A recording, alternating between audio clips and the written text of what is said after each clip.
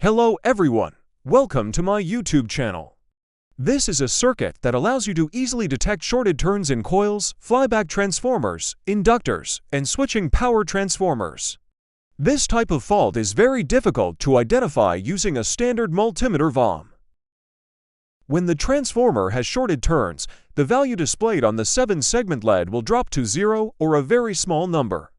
As you can see, in my simulation of a shorted turn condition, the displayed value drops from around 90 to just 1 almost instantly.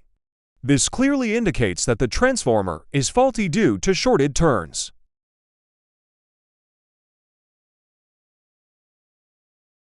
Using a standard multimeter valve to detect shorted turns in a transformer is very difficult. This circuit is simple and does not require any programming, yet it allows us to quickly and effectively identify shorted transformer faults.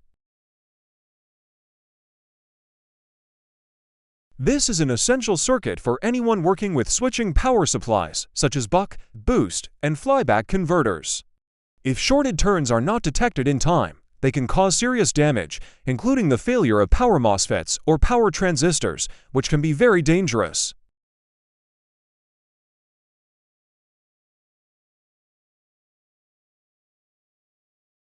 The risk of shorted turns is quite high when winding switching transformers or reusing transformers from old power supplies. Detecting this type of fault with a standard multimeter is nearly impossible.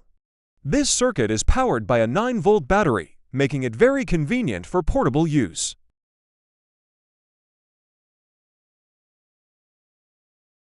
The values displayed on the 7-segment LED represent the number of oscillations when the coil is connected to the circuit. A higher value indicates higher inductance of the coil or transformer, resulting in more oscillation cycles. In contrast, if the coil has shorted turns, even just a single shorted turn, the displayed value will be very low, typically between 0.1 and 0.5. In this case, the oscillation is minimal or almost completely suppressed.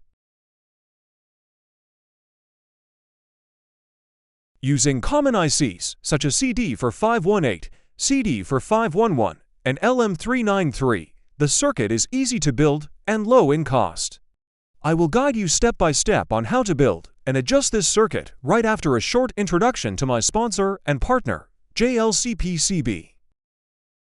I'd like to thank JLCPCB for supporting this video. Over the years, I've used JLCPCB's 1 to 4-layer PCB in many projects, and they've always been reliable with fast turnaround. Now, JLCPCB is making high-performance 6-layer PCB more accessible. With 6 layers, routing becomes cleaner and more efficient, increasing wiring density by around 30 to 50%, so you spend less time dealing with routing limits and more time focusing on your design.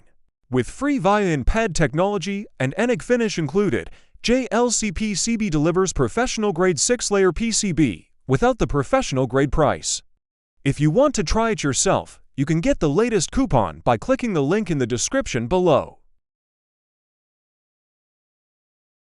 This is the result after 1 week of uploading my Gerber files to the official JLCPCB website.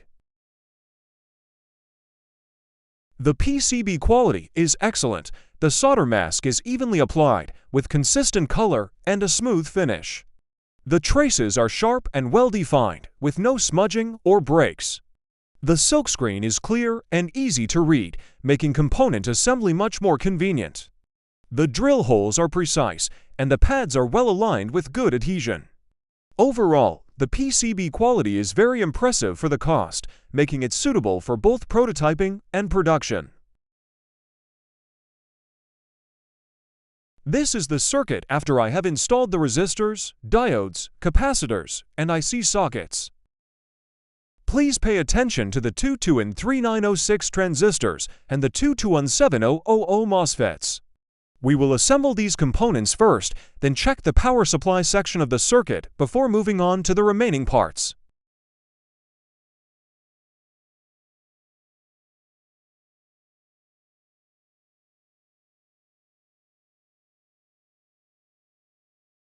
Their function is to control turning the circuit power on and off using a single push button.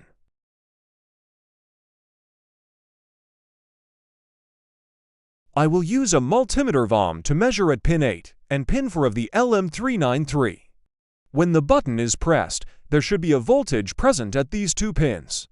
If not, please check the circuit and the components again. After confirming that the power supply section is working properly, we will proceed to assemble the remaining components. The 7-segment LED used here is a common cathode type. The remaining ICs and Mosfets are standard components and do not require any special handling. Make sure to install the resistors and capacitors with the correct values as indicated on the PCB.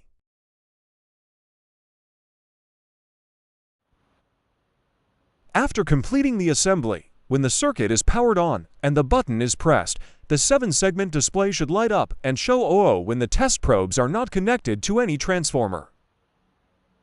For the same transformer, the inductance varies depending on the number of turns in each winding, which results in different displayed values. For example, the transformer I am holding here shows a reading of around 5260 for each winding.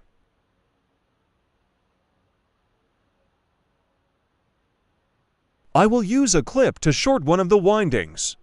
As you can see, the displayed value immediately drops to 01.